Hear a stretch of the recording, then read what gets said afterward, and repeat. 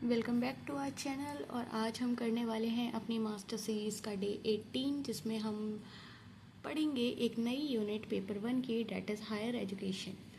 और आज हम जानेंगे कि हायर एजुकेशन इन इंडिया की क्या हियरार्की लेवल है, क्या चीज़ें हैं, किस किस चीज़ों से कितना कितना आता है। सबसे पहले हम हाई ROI टॉपिक उठा रहे हैं, जिनसे क्वेश्चंस आते ही आते हैं, फैक्चुअल हो, डेट्स हो, फुल फॉर्म्स हो, और NEP 2022 सबसे मोस्ट इम्पॉर्टेंट फेवरेट टॉपिक बन चुका है।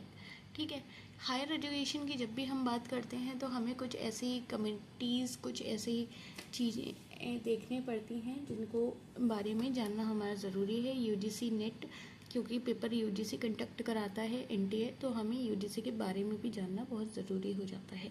तो इस सीरीज़ से अगर आप अभी तक नहीं जुड़े हो, you have to join this series and be consistent in this series, क्योंकि आप समझ सकते हो कि आज 18 अप्रैल है और हम डे 18 पे हैं, तो हम किस तरह से चीज़ें कर रहे हैं, है ना। और ये 50 डे की मास्टर सीरीज़ है, जिसमें आपको रिवीजन भी मिलेगा, थ्योरी भी मिलेगी, और PYQ प्रैक्टिस सब चीज़ मिलेगी। और जो भी कंटेंट है हमारा वो पूरा PYQ फोकस्ड है। कीवर्ड्स हमारे वैसे ही हैं कि लिमिटेड टाइम में आपको मैक्सिमम आउटपुट मिल जाए। ठीक, पहली बात हमारे साथ ये आ जाती है, जो आपको माननी है वो ये कि आपको अपना एक्टिव पार्टिसिपेशन देना है। और दूसरी बात ये आ जाती है कि आपको डेली का डेली रिवाइज करना है। और उस पर जो हम टेलीग्राम ग्रुप पे आपके साथ DPP शेयर करते हैं, वो आपको ज्वाइन करनी है। उन टेलीग्राम ग्रुप ज्वाइन करके उसको भी अटेम्प्ट करना है। ठीक है, तो मुझे लगता है कि इतना आपके लिए जानना ज़रूरी था, जो मैंने बता दिया। और जैसे कि पेपर 1 एक बहुत वास्ट यूनिट है, वो पेपर 1 है एक बहुत वास्ट पेपर है, जिसमें 10 यूनिट्स हैं और लोगों को कन्फ्यूज़न रहता है कि क्या पढ़ना है क्या नहीं पढ़ना है। तो उसके लिए एक वीडियो मैंने अभी कल ही अपलोड की है कि हाउ टू स्कोर 80+ मार्क्स। तो क्या स्ट्रेटेजी रहनी चाहिए, क्या हाई ROI टॉपिक्स होते हैं, क्या चीज़ें होती हैं, उस सारी चीज़ें मैंने उस 10-15 मिनट की वीडियो में आपको बताए हैं। तो you have to watch that, आप समझ जाओगे आपको किस तरह से चीज़ें फॉलो करनी है। अगली बात हम करें, जैसे कि अभी तक हम इस सीरीज़ में क्या कर चुके हैं, हम research aptitude, teaching aptitude, communication, ICT, logical reasoning, ये 5 चीज़ें कर चुके हैं। नेक्स्ट चीज़ पे आ चुके हैं हम हायर एजुकेशन। हायर एजुकेशन, जैसे आपको नाम से समझ में आ रहा है कि एक एजुकेशन का एक ऐसा लेवल जहाँ पे आप चीज़ें ब्रॉडर प्रोस्पेक्ट में देख रहे होंगे। तो सबसे पहले इसमें आपको कुछ ऐसे कमीशंस, थोड़ी ऐसे कमिटीज़ देखने को मिलती हैं जो बार बार आती हैं। तो सबसे पहले आज हम पढ़ेंगे UGC के बारे में, यूनिवर्सिटी ग्रांट कमीशन। और इसमें कई सारे ऐसे यूनिवर्सिटीज़ हैं और सारी चीज़ें, उनके बारे में भी जानने के बारे में आपको मिलेगा। बट शुरुआत हम कर रहे हैं क्योंकि UGC नेट, आप समझ रहे हैं कि UGC पहले आपको जानना क्यों ज़रूरी है। UGC की अगर मैं बात करूँ तो इसकी फुल फॉर्म होती है यूनिवर्सिटी ग्रांट कमीशन।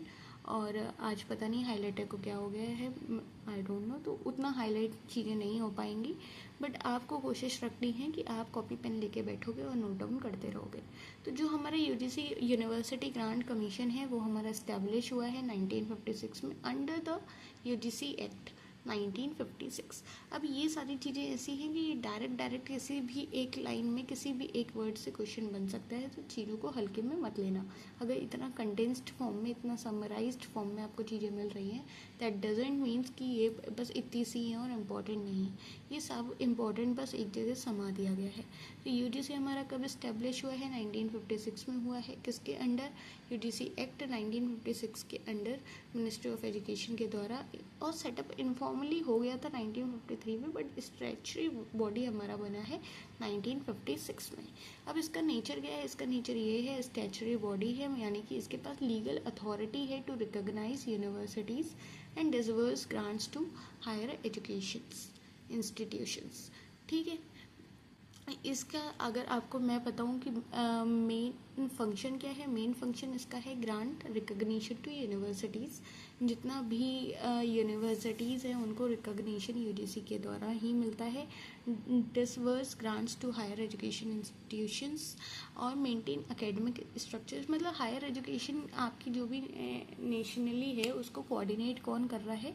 UGC कर रहा है, यूनिवर्सिटी ग्रांट कमीशन कर रहा है।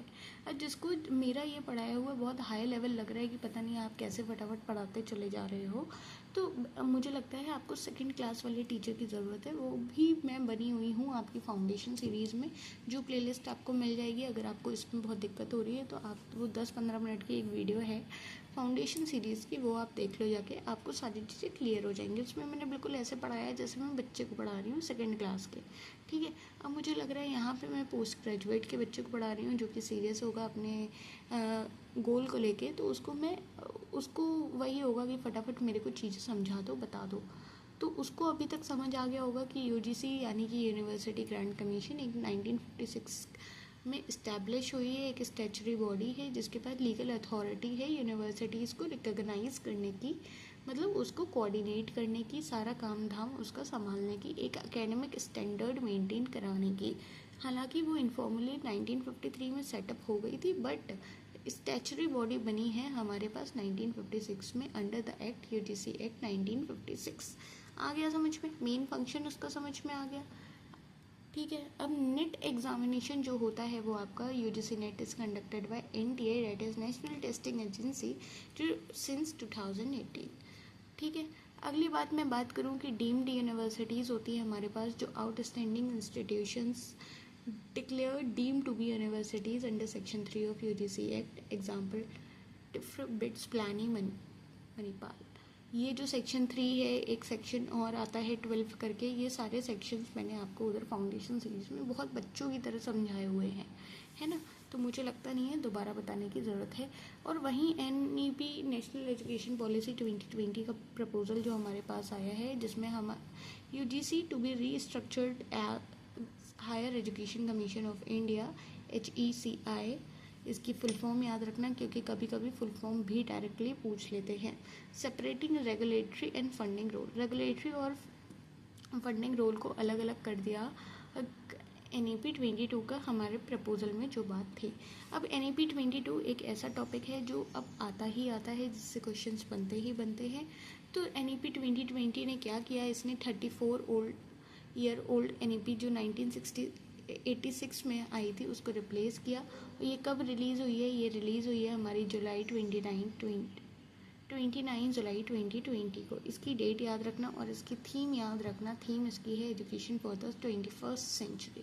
अब और ये हमेशा से आ रहा है, जब से NEP आई है उसके बाद 2021 से ये सारे क्वेश्चंस आ ही रहे हैं। तो डायरेक्ट आपको क्या याद रखना है कि NEP जो 2020 है उसने एक पुरानी जो पॉलिसी थी उसको रिप्लेस किया। कब रिलीज़ हुई है, 29 जुलाई 2020 को रिलीज़ हुई है। इसका थीम क्या है, education for 21st century theme है। NEP 2020 के फीचर्स देखें तो सबसे पहले हमारे पास आता है स्कूल स्ट्रक्चर, कि हमारा जो 10+2 का जो फाउंडेशनल वो चल रहा था उसको हमने ट्रेडिशनल जो हमारा 10+2 वाला चल रहा था कि 10th तक, फिर 2 क्लास ऊपर हायर एजुकेशन, वो हटा के अब बना दिया है फाउंडेशनल, जिसमें एजेस 3 से 8 तक है, फिर प्रिपरेटरी जिसमें 8 से 10 तक है, और मिडिल जहाँ पे 11 से 12 एज है, और फिर हमारे पास आता है सेकेंडरी जिसमें 14 से 18, और मदर टंग हमारा ग्रेड 5 तक रखना ही रखना है। ये सारी बातें आ जाती हैं, ठीक है। तो इसमें आपको ऐसे समझ आ रहा होगा कि 5-3-3-2 ऐसा आपको दिख रहा है ना पैटर्न, बस वही पैटर्न आपको याद रखना है। ये 10+2 को हटा के कौन सा ग्रेड आए, कौन सा पैटर्न आया है उसको याद रखना है। उसके साथ जो बहुत पूछा जाता है वो एक 4 ईयर UG डिग्री पूछी जाती है, जिसमें बोला गया है कि कोई भी बच्चा अगर ग्रेजुएशन कर रहा है तो उसमें अगर वो पहले साल में एग्जिट मार रहा है तो उसको सर्टिफिकेट मिल जाएगा, सेकंड ईयर में डिप्लोमा मिल जाएगा, थर्ड ईयर में डिग्री मिल जाएगी, और फोर्थ ईयर में ऑनर्स की डिग्री मिल जाएगी। Multiple entry and exit point हमारे हो गए हैं, कोई भी फेलियर नहीं है अगर आप जल्दी लीव कर देते हो। फिर हमारे पास आ जाता है ABC क्या है, एकेडमिक बैंक ऑफ क्रेडिट्स, जिसको आप ऐसे समझ लो कि एक बैंक अकाउंट जहाँ पे आपके एकेडमिक क्रेडिट्स हैं, मतलब बच्चा वहाँ पे अपना स्टोर और ट्रांसफ़र कर सकता है credit between different colleges and universities, जो फ्लेक्सिबल और मल्टी इंस्टीट्यूशन एजुकेशन को प्रमोट कर रहा है, इनेबल कर रहा है। फिर हमारे पास आता है ग्रॉस एनरोलमेंट रेशियो, जो हमारा एक टारगेट बना हुआ है कि हमें उसको रेज करना ही करना है 28% से 50% तक बाय 2035। ग्रॉस एनरोलमेंट रेशियो क्या होता है, ये होता है percentage of eligible age group 18 to 23 actually enrolled in higher education. मुझे लगता नहीं है कि आपको लग रहा होगा कि मैं बहुत फास्ट पढ़ा रही हूँ। अगर आपको लग रहा है कि मैं फास्ट पढ़ा रही हूँ तो आपको 2x स्पीड कम करके 1x पे आना होगा, तब आपको सारी चीज़ें नॉर्मल स्पीड पे लगेंगी, क्योंकि I am talking at my own pace. ठीक है। HECI क्या होता है? ये प्रपोज किया गया higher education commission of India. ये एक सिंगल अम्ब्रेला बॉडी है जो रिप्लेस कर रही है UGC को, AICTE को, NCTE को, और सेपरेट कर रही है रेगुलेशन को फंडिंग से। देखो, कुछ जैसे UGC का काम क्या है कि वो डिसवर्स भी कर रही है ना, वो रेगुलेट भी कर रही है, वो एकेडमिक स्टैंडर्ड भी मेंटेन कर रही है। तो उसको हटाने के लिए HECI जिसको प्रपोज किया गया, that is higher education commission of India, एक ऐसा अम्ब्रेला बॉडी जो रिप्लेस कर देगी इन सबको और सेपरेट कर देगी रेगुलेशन को फंडिंग से। ठीक है। इन सब की फुल फॉर्म अगर नहीं आती है तो बेटा आप कहाँ जी रहे हो, और जिनको आती है वो फटाफट से कमेंट डाउन करो, जिससे जिनको नहीं आती है उनको पता लग जाए, है ना। नेशनल रिसर्च फाउंडेशन की अगर मैं बात करूँ, NRF, ये एक अपेक्स बॉडी है to fund and coordinate research across all disciplines in India. आगे समझिए, ये फंड भी करती है, कोऑर्डिनेट भी करती है research across all disciplines in India. NRF, national research foundation. ये सारे इंपॉर्टेंट पॉइंट्स हैं, इनको मिस मत करना क्योंकि ये बार बार पूछे जाते हैं। वोकेशनल एजुकेशन जो हमारी एक नई चीज़ आई है, जिसको इंटीग्रेट कर दिया गया है हमारे ग्रेड 6 से लेके इंटर्नशिप अपॉर्चुनिटीज़ जहाँ हमें देखने को मिलेंगी, और 50% of students to have vocational education exposure by 2025। उसी के साथ टीचर एजुकेशन भी है, जो एक 4 ईयर इंटीग्रेटेड बीएड है to be minimum qualification by 2030 की 2030 तक एक 4 साल इंटीग्रेटेड जो बीएड वाली है वो मिनिमम क्वालिफिकेशन होनी चाहिए टीचर की। मल्टी डिसिप्लिनरी HEIs क्या है? All higher education institution to become multi disciplinary by 2040, affiliating college system phased out by 2030। आ गया समझ में? ये ऐसे ऐसे पॉइंट्स हैं जो आएंगे ही, इसीलिए आपको एक टेबल में समराइज करके दिए हुए हैं। ठीक है। अगली बात अगर मैं करूँ टेक्नोलॉजी की, तो NETF टेटेस नेशनल एजुकेशन टेक्नोलॉजी फोरम, और वहीं पे स्वयं जो हमारे मैसिव ओपन ऑनलाइन कोर्सेज हैं, दीक्षा है, प्लेटफॉर्म्स हैं, इनका सारा क्रेडिट ट्रांसफ़र के साथ इंटीग्रेशन करा दिया गया है हमारी technology. Again I am saying कि ICT जो हमने कल लिया है लेक्चर, उसमें भी मैंने आपको स्वयं, दीक्षा, ई पाठशाला, है ना, शोध सिंधु, शोध गंगा, ये सारी चीज़ें मैंने आपको कराई हैं ICT में। तो हर चीज़ बहुत ही अच्छे से कराई जा रही है। इट डिपेंड्स ऑन यू कि आप कर रहे हो कि नहीं कर रहे हो, है ना। और जो बच्चे रेगुलर हैं, जो बच्चे बिगिनर नहीं हैं, वो ज़रा फटाफट स्वयं की और दीक्षा की, इन सब की ज़रा फुल फॉर्म मेरे को कमेंट डाउन करके बताओ। और आपका एक्टिव पार्टिसिपेशन हमें बिल्कुल इसलिए चाहिए है क्योंकि आपको पता है कि आपको उन 240 बच्चों की लिस्ट में आना है जो I am preparing. Quality assurance के लिए, अगर अभी तक हमने रेगुलेशन फंडिंग की बात कर ली, वहीं पे अगर हम बात करें क्वालिटी एश्योरेंस कि हमें कैसे पता लगेगा कि कौन सा इंस्टीट्यूट ज़्यादा अच्छा है, कौन सा इंस्टीट्यूट इतना अच्छा नहीं है, तो उसके लिए हम एक NAAC ग्रेड देते हैं जिसकी फुल फॉर्म होती है national assessment and accreditation council, जो 1994 में आया। और ये क्या करता है? ये एक्रेडिट्स करता है हायर एजुकेशन इंस्टीट्यूशंस को, जिसमें यूनिवर्सिटीज़ आ जाती हैं, कॉलेजेस आ जाते हैं।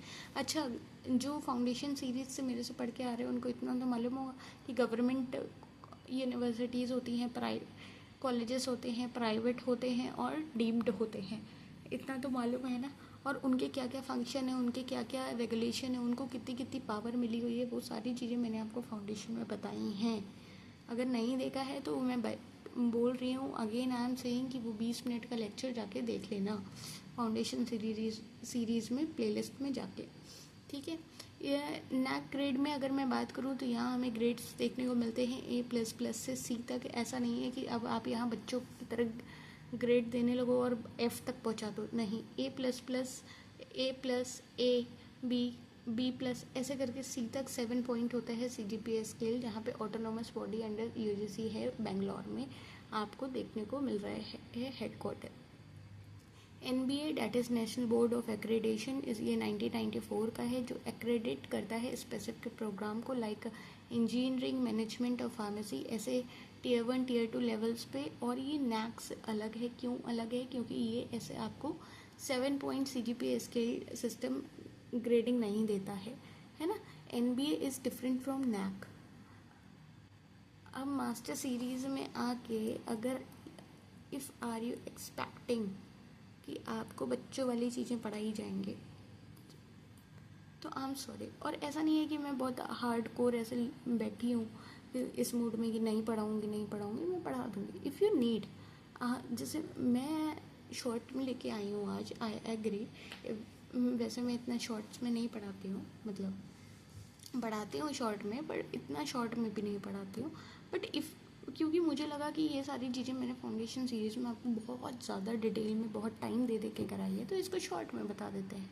बट इफ़ यू नीड, अगर आपको ऐसा लगता है कि नहीं मैम इसकी थोड़ी और ज़्यादा डिटेलिंग दे दो मेरे को, तो आप कमेंट डाउन कर देना, मैं अगली वीडियो में उसको इंटीग्रेट कर दूँगी। क्योंकि अगले दिन भी हम अभी डे 19 में भी हम हायर एजुकेशन करेंगे, मतलब हम साइकिल 2 कंप्लीट करने में डे 20 तक हम हायर एजुकेशन कर लेंगे, है ना। तब तक हम इंटीग्रेट कर देंगे, ठीक है। NIRF, that is national institutional ranking framework, जो एनुअल रैंकिंग देता है by ministry of education.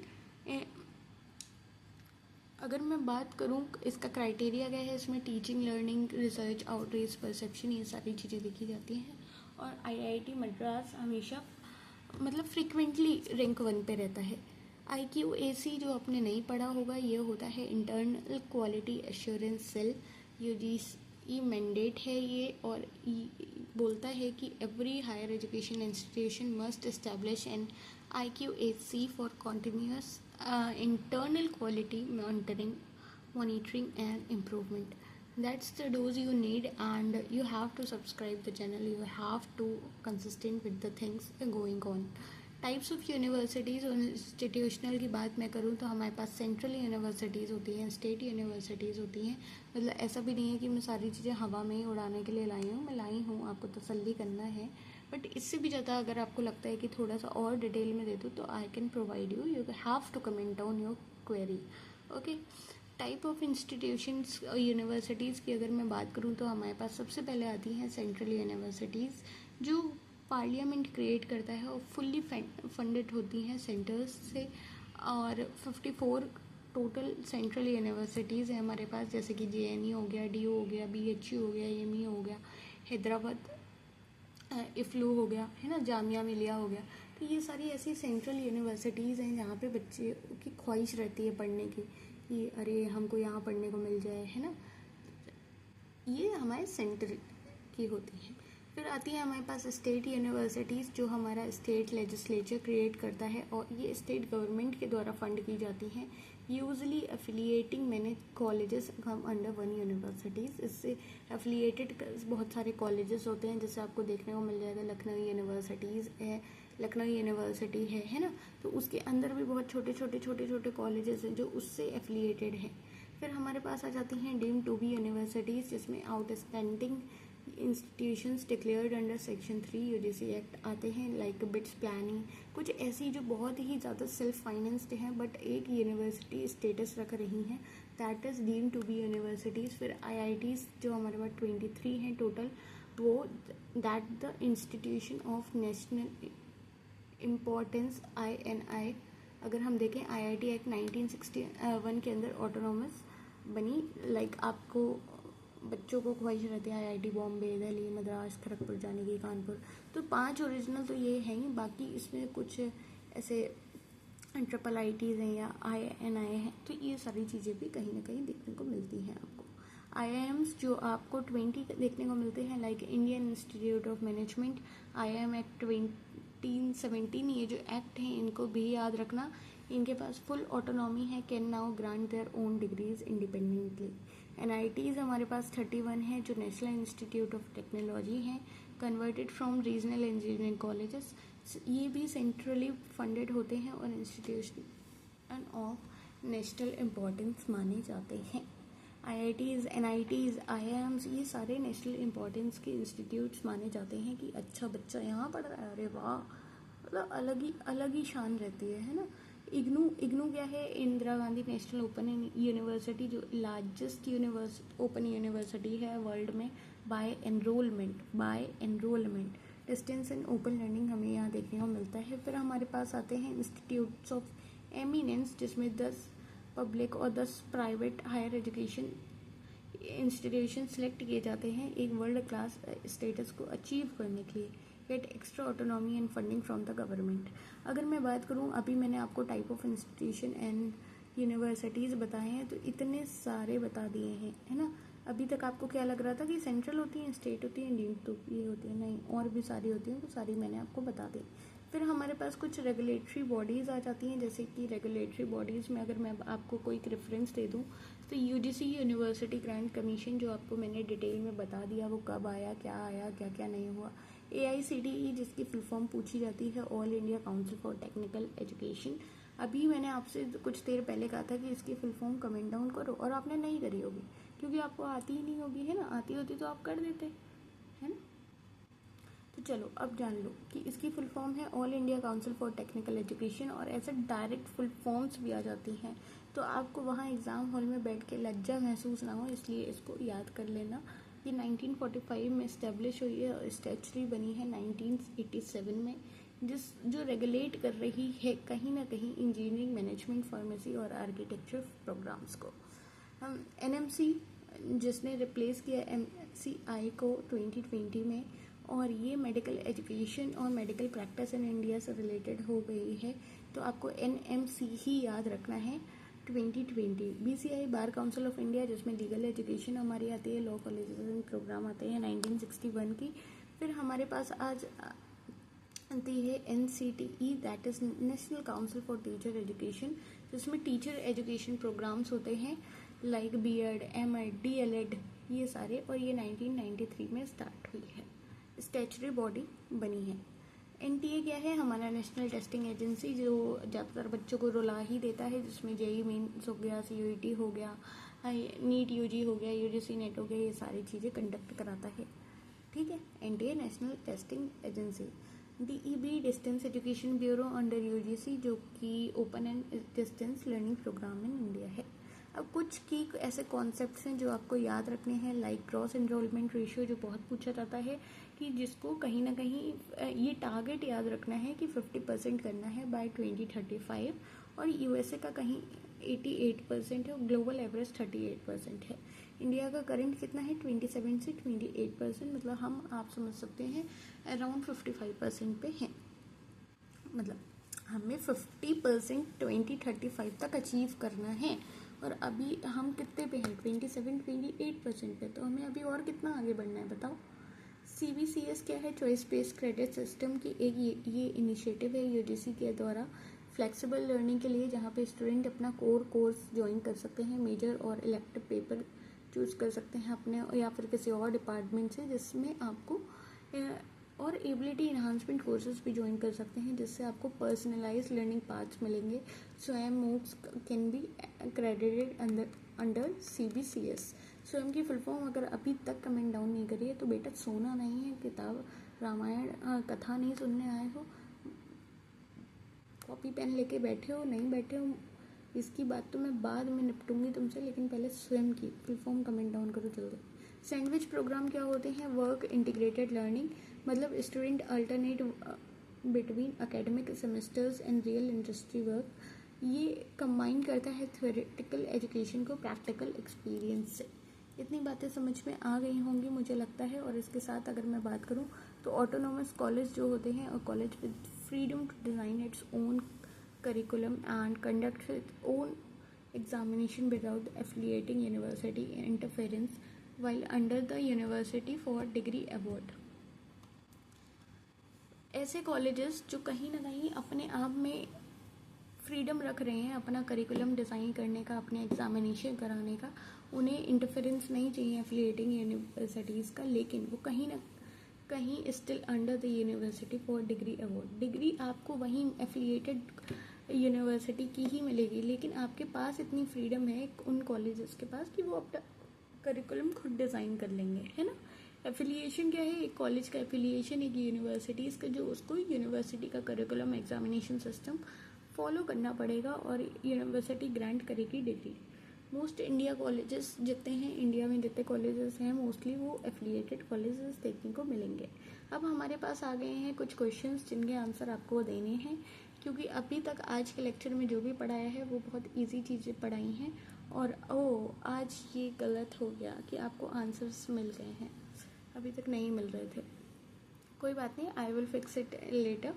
But इसको चलो ऐसे ही समझ लेते हैं, इनको एक बार रिवाइज कर लेना। नेशनल एजुकेशन पॉलिसी 2020 प्रपोज कौन सा स्ट्रक्चर, पहले 10+2 था, अब कौन सा हो गया 5-3-3-4। ठीक है, ये हमारे पास आ गया है फाउंडेशनल, प्रिपरेटरी, मिडिल और सेकेंडरी। यूजीसी कब इस्टेब्लिश हुआ है, ये देखो ऐसे डायरेक्ट आ जाता है लाइक 1956। नैक कब इस्टेब्लिश हुआ है 1994। तो ये सब आपको याद करना पड़ेगा। एबीसी है, उसका क्या एम है, allow digital credit storage and transfer across higher education institutions. कौन सा फंक्शन नहीं है यूजीसी का, ये वाला क्वेश्चन अच्छा है, इसको देख लेना। जो मेडिकल एंट्रेंस होता है नीट, वो अंडर एनएमसी होता है, एनटीए होता है। यूजीसी हैंडल करता है रिकग्निशन, ग्रांट कोऑर्डिनेशन और स्टैंडर्ड सेटिंग। वो मेडिकल एग्ज़ाम नहीं कंडक्ट करा रहा है, ठीक है, इस बात को याद रखना। अब ऐसे ही फंस जाते हैं बच्चे। कितना टारगेट करना है ये तो यार मालूम ही है, देखो 50% करना है। निर्फ कब लॉन्च हुआ है, किसने लॉन्च किया है, 2015 में हुआ है। एनटीए कब हुआ है, 2017 में हुआ है। तो आज के लिए यही हो गया। इनसाइडर स्ट्रेटेजी आपके लिए इतनी है कि ये तो पेपर 2 में मैंने आपको कराया है, डे 18 में। पेपर 1 वाला आप जान लो कि यूजीसी में आपको ये चीज़ें देखने को मिली हैं जो मैंने आपको पढ़ा दी हैं। ये कुछ ऐसे ट्रैप्स हैं जो बच्चे फंस जाते हैं और इसको आप ऐसे रिवाइज कर सकते हो और एक बार रिवाइज ज़रूर करना। और पेपर 2 अगर इंग्लिश है तो उसको ज़रूर देखना, क्योंकि paper 2 is also important. Paper 1 तो इम्पॉर्टेंट है ही, पेपर 2 भी इतना ही इम्पॉर्टेंट है। अगर इंग्लिश है तो देख ले, उसको भी देखना, क्योंकि उसकी भी सीरीज़ साथ में ही चल रही है। पेपर 1 का आपका ये कोई रिवीजन शीट आपको दे दी जा रही है, जिसमें आप ये सारी चीज़ें कर सकते हो। टेलीग्राम से अभी तक नहीं जुड़े हो तो जुड़ जाना, वहाँ पे भी और हम चीज़ें प्रोवाइड कर रहे हैं, तो वहाँ आपको चीज़ें देखने को मिलेंगी। ठीक है, तो इसी के साथ आज का लेक्चर यहीं पे समाप्त होता है। आपको आज जल्दी छुट्टी मिल जाए, क्योंकि इस टाइम जैसे कि पहले भी मैंने बताया है कि हम कुछ इतना मेडिकल प्रॉब्लम्स चल रही हैं कि आँखों में दिक्कत है, तो मैं ज़्यादा ऐसे स्क्रीन के सामने नहीं आ पा रही हूँ। बट जितनी भी देर आ रही हूँ तो मेरी कोशिश रह रही है कि मैं कंसिस्टेंटली आपको चीज़ें प्रोवाइड करती रहूँ, है ना। तो जितनी भी चीज़ें बताई गई हैं उनको रिवाइज करो, कंसिस्टेंट रहो, क्वेश्चंस करो, रिवीजन करो। और जितना आप रिवाइज कर लोगे ना, उतना आपको रिवीजन साइकिल में जब हम PYQ आपको बार बार कराएंगे, उसमें आपको उतनी हेल्प होगी। तो be prepared, be ready, be consistent, stay learning और stay tuned for next lectures also, क्योंकि आने वाले हैं, आपको छुट्टी नहीं मिलेगी। ठीक है, तो इसी के लिए साथ आज के लिए इतना ही। मिलते हैं आपसे एक नई क्लास में नए अंदाज के साथ कल।